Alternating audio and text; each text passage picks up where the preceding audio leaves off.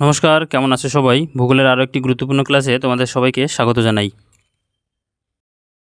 তো এই ভিডিওতে তোমাদের জন্য আলোচনা করব দশম শ্রেণীর দ্বিতীয় চ্যাপ্টার বায়ুমণ্ডল থেকে আরও গুরুত্বপূর্ণ 35টি প্রশ্ন এবং উত্তর।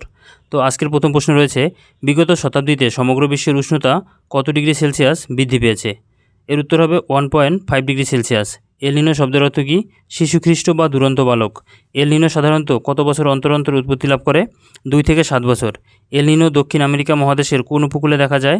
পশ্চিম উপকূলে। এল নিনো কোন মহাসাগরে সৃষ্টি হয়? প্রশান্ত মহাসাগরে। এল নিনোর ফলে কোন দুটি দেশে বৃষ্টিপাত হয়?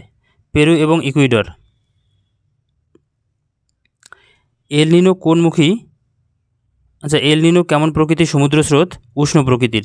এল নিনো কোনমুখী সমুদ্র স্রোত? দক্ষিণমুখী। এল নিনোর বছরে প্রশান্ত মহাসাগরের পূর্ব উপকূলে কী হয়? বৃষ্টিপাত ঘটে।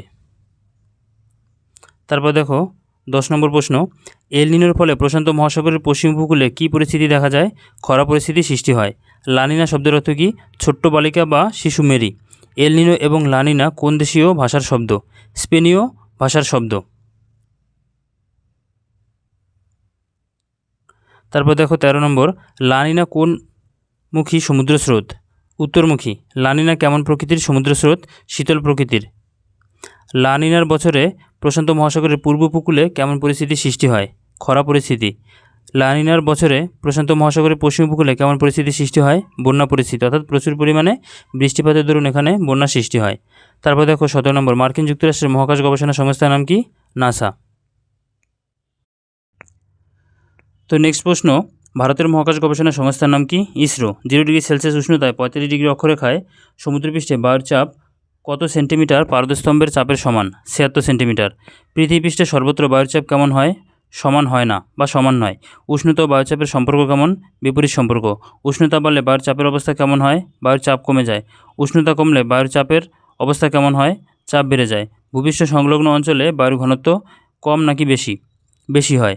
সমুদ্রপৃষ্ঠে বায়ুর চাপ প্রতি বর্গ সেন্টিমিটারে কত কিলোগ্রাম? 1 কিলোগ্রাম।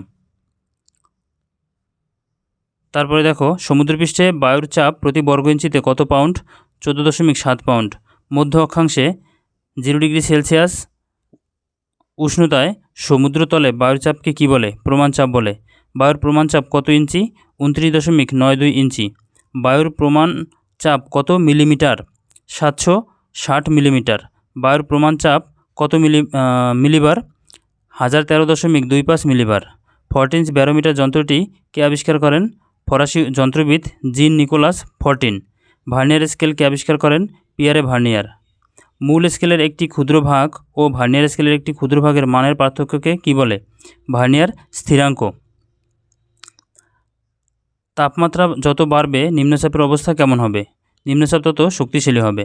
তারপর দেখো, উষ্ণতার সাথে বায়ুচাপের তারতম্য পরিমাপ করা সম্ভব হওয়ায় পর্বত আরোহণ ও বিমান চলাচলে কোন যন্ত্র ব্যবহার করা হয়? অল্টিমিটার। তো এই ছিল আজকের গুরুত্বপূর্ণ 35টি প্রশ্ন উত্তর। তোমরা ভিডিওটি ভালো করে দেখবে। চ্যানেল নতুন হলে অবশ্যই চ্যানেলটি সাবস্ক্রাইব করবে। ভিডিওটি ভালো লাগলে একটা লাইক করবে। ভিডিওগুলো দেখার জন্য সকলকে অসংখ্য ধন্যবাদ। দেখা হচ্ছে পরবর্তী ভিডিওতে।